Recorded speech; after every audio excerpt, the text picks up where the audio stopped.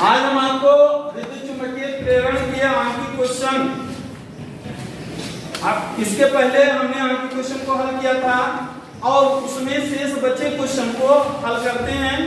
इसके अंतर्गत हम क्वेश्चन नंबर 10 लेते हैं, जिसमें एक प्रेरकत्व कुंडली में 0.2 सेकंड में धारा 0 से घटकर 6 एम्पीयर हो जाती है, जिसमें उसमें 2.4 वोल्ट का प्रेरित विद्युत वाहक बल उत्पन्न होता है और कुंडली के स्वाप्रेरण गुणांक की गणना करनी है। तो इसमें समय दिया गया है, कितना समय है? समय t बराबर दिया है 0.2 सेकंड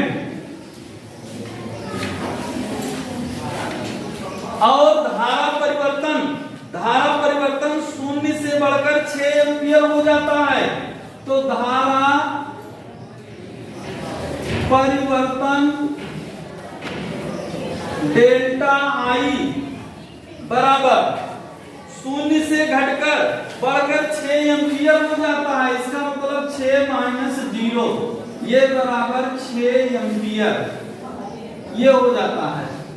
दिया है इसमें 2.4 वोल्ट का प्रेरित विद्युत वाहक बल उत्पन्न होता है। तो प्रेरित विद्युत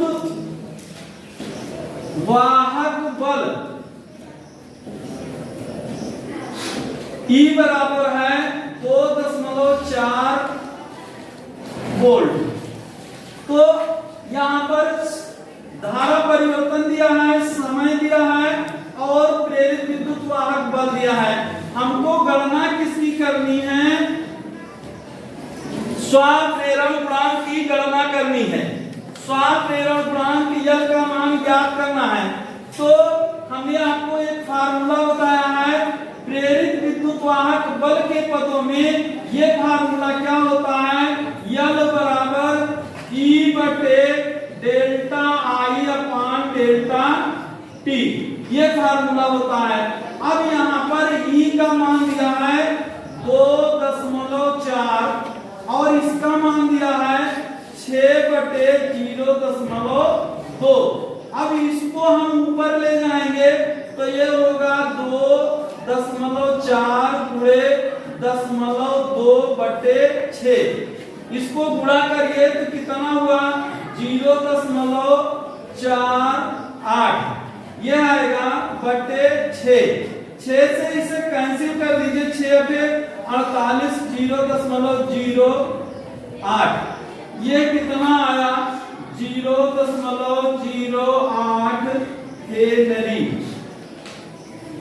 स्वाप्रेरण गुणांक का मात्रक क्या होता है? 0.08 हेनरी होता है। तो इसलिए इसका आंसर क्या आएगा? 0.08 हेनरी। ये क्वेश्चन नंबर 10 है। ये क्वेश्चन नंबर 10 है। इस प्रकार से हम इनके मान को निकालते हैं। तो नोटिस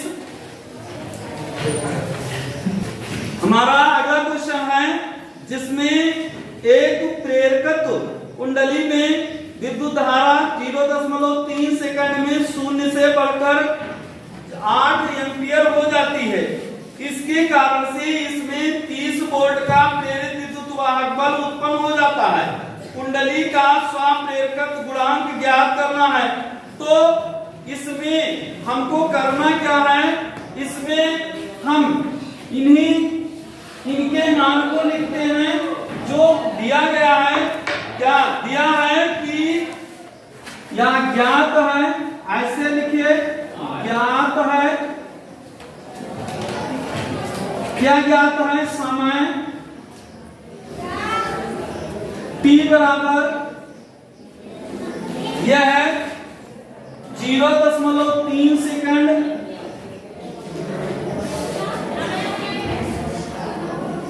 और धारा में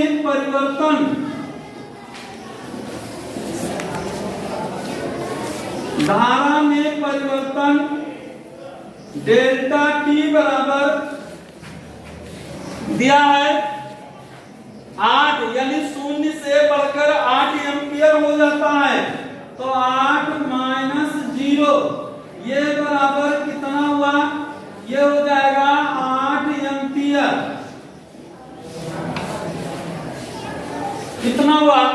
और इसके बाद कहता है कि जिसके कारण उसमें 30 वोल्ट का प्रेरित विद्युत वाहक बल उत्पन्न होता है, तो उसमें उत्पन्न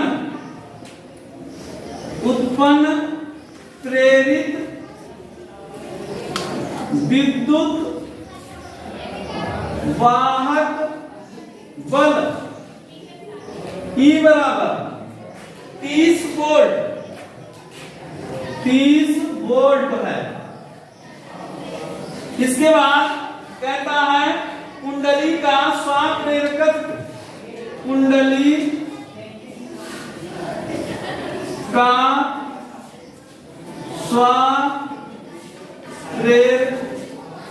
प्रेरक गुणांक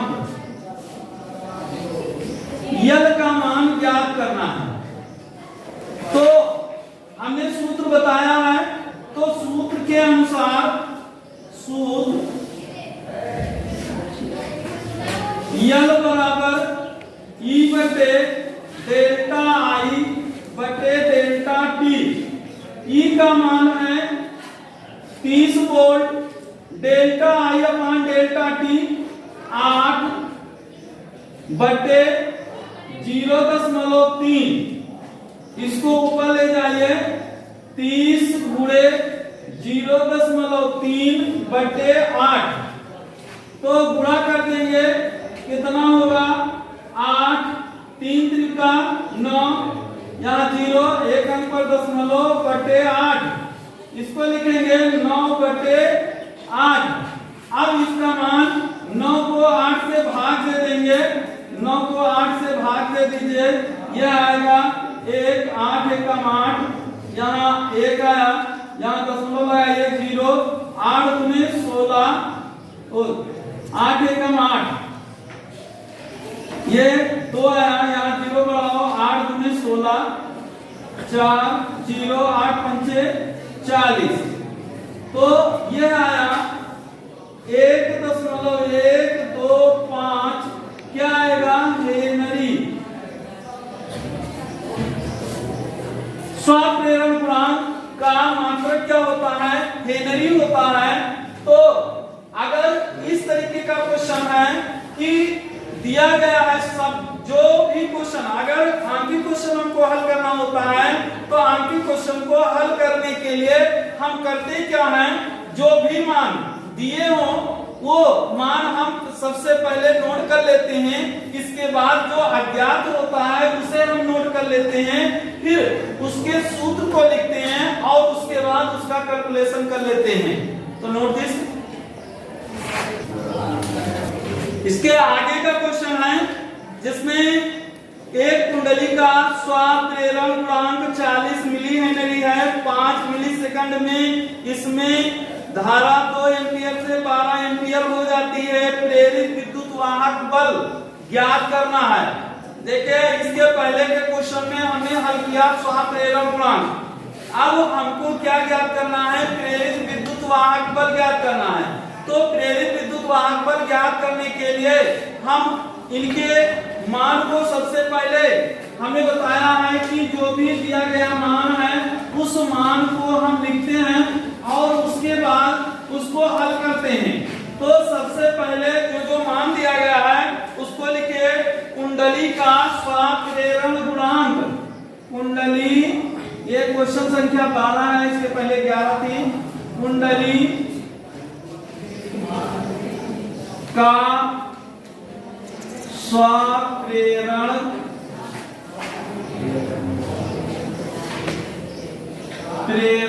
गुणांक यल बराबर, कुंडली का स्वाप्रेरण गुणांक यल बराबर 40 millihenry, 40 millihenry MH. तो 40 गुणे 10 की घात -3 हेनरी, 1 मिली हेनरी बराबर 10 की घात -3 हेनरी होता है। इसके पश्चात इसमें दिया है